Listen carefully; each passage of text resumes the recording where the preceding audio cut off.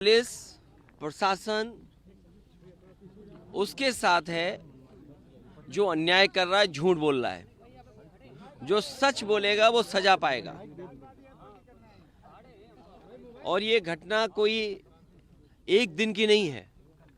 Bharatiya Janata party जानबूझ करके गलत भाषा इस्तेमाल कराती है, गलत भाषा लिखवाती है सोशल मीडिया पर, जिससे दूसरे लोग भी उन्हें जवाब दें। भारतीय जनता पार्टी को अपने लोगों को भाषा सही इस्तेमाल करें और उनका दूसरों के प्रति अगर गलत भाषा का इस्तेमाल होगा तो दूसरे ने भी गलत भाषा का इस्तेमाल हुआ है और किया है। पुलिस प्रशासन से लेकर के सब भारतीय जनता पार्टी के कार्यकर्ता बन के काम कर रहे हैं। उन्हें नियम, कानून, न्याय से दूर दूर का कोई रिश्ता नहीं है। मैं जब वहां पहुंचा हूं पुलिस मुख्यालय पर, कोई नहीं दिखाई दिया मुझे। पुलिस मुख्यालय खाली पड़ा हुआ था। अगर पुलिस मुख्यालय पर कोई सुनने वाला नहीं है तो उम्मीद करो उत्तर प्रदेश में किसकी सुनवाई हो रही होगी। पुलिस मुख्यालय पे कोई नहीं दिखाई दिया। जो जिम्मेदार अधिकारी थे एक भी नहीं था। वो लगता जो मुख्यमंत्री जी कहते थे कि 12 बजे सो के उठते हैं, वो अपने अधिकारियों के बारे में कहते थे। कोई जिम्मेदार अधिकारी हमें दिखाई नहीं दिया मुख्यालय पे, जिससे हम लोग अपनी शिकायत कर सकते थे या न्याय की बात करते।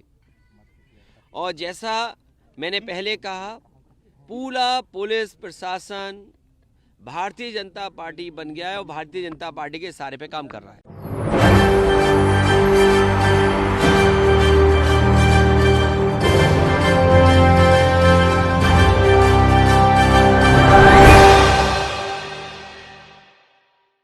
नमस्कार, मैं हूं राहुल शर्मा। आप देख रहे हैं SP9 न्यूज़। स्वागत है आप सभी का हमारे इस प्रोग्राम में। और प्रोग्राम की शुरुआत यूपी निकाय चुनाव से।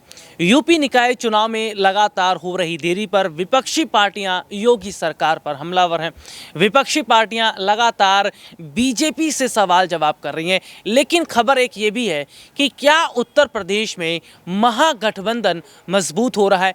क्या महागठबंधन की मजबूत होती स्थिति ये साफ तौर पर इशारा कर रही कि जल्द ही यूपी निकाय चुनाव से पहले महागठबंधन की सरकार बन सकती है।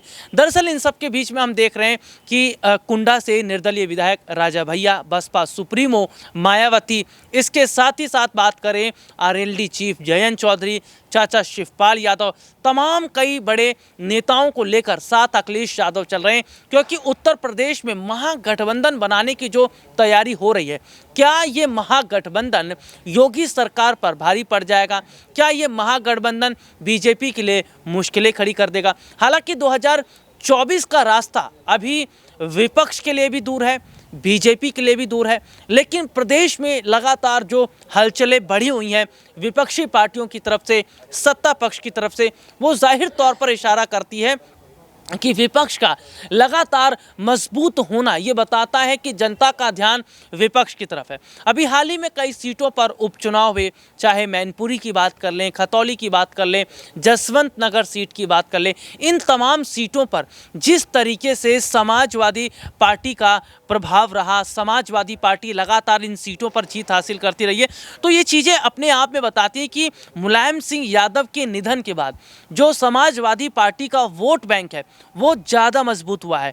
जनता समाजवादी पार्टी की तरफ बढ़ी है। और एक बात और है, वो है MY फैक्टर, यानी कि मुस्लिम और यादवों के वोट बैंक की लेकर अगर बात करें तो ये दोनों वोट बैंक जिस तरीके से समाजवादी पार्टी के साथ जुड़ता चला जा रहा है, समाजवादी पार्टी के साथ जुड़कर मजबूत हो रहा है, इससे उत्तर प्रदेश में लगातार समाजवादी पार्टी आगे बढ़ रही है।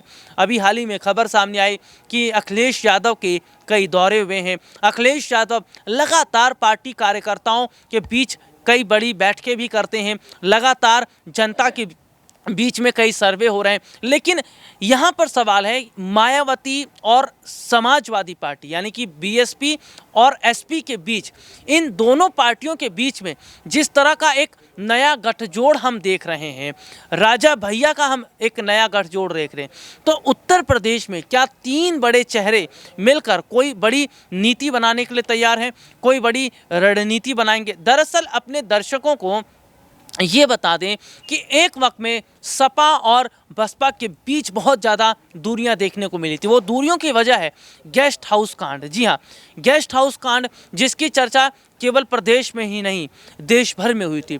और आज क्या देखा जा रहा है कि गेस्ट हाउस कांड जैसी तमाम चीज़ों को छोड़कर मायावती आज अखिलेश यादव के साथ मिल रही है।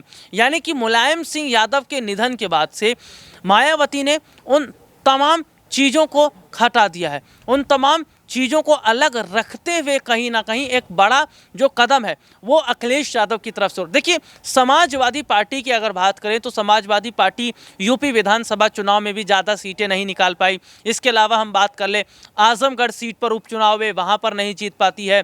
रामपुर की बात कर लें, लोकसभा सीट पर उपचुनाव हुए, विधानसभा सीट पर उपचुनाव हुए, वहाँ पर जीत नहीं कर पाती है। लेकिन मैनपुरी से जो शुरुआत की है समाजवादी पार्टी ने, ये जाहिर तौर पर बताता है कि मैनपुरी से एक नई शुरुआत समाजवादी पार्टी का होना, इसका मतलब है कि आने वाले वक्त में समाजवादी पार्टी का रोल जिस तरीके से बढ़ रहा है, आने वाले समय में समाजवादी पार्टी जिस तरीके से आगे बढ़ती चली जा रही है, ये जाहिर तौर पर इशारा करता है कि सपा को अगर कई विपक्षी पार्टियों का साथ मिल जाता है तो शायद आने वाले वक्त में न सिर्फ एक महागठबंधन की सरकार भी हम बनते हुए देख रहे हैं, बल्कि ये भी देख रहे हैं कि 2024 तक का रास्ता आसानी से तय हो रहा है। उत्तर प्रदेश में लोकसभा की कुल 80 सीटें हैं और अगर उन 80 में से 20 सीटें भी निकाल ले जाता है ये महागठबंधन, तो जाहिर तौर पर इशारा करेगा कि क्या एक बड़ा फेरबदल होता नजर आएगा, क्या एक बड़ा बदलाव होता नजर आएगा। क्योंकि जो मौजूदा समय के हालात हैं, महागठबंधन का लगातार मजबूत होना, समाजवादी पार्टी का धीरे धीरे आगे बढ़ते चले जाना, और तो और जनता का सपोर्ट मिल रहा है।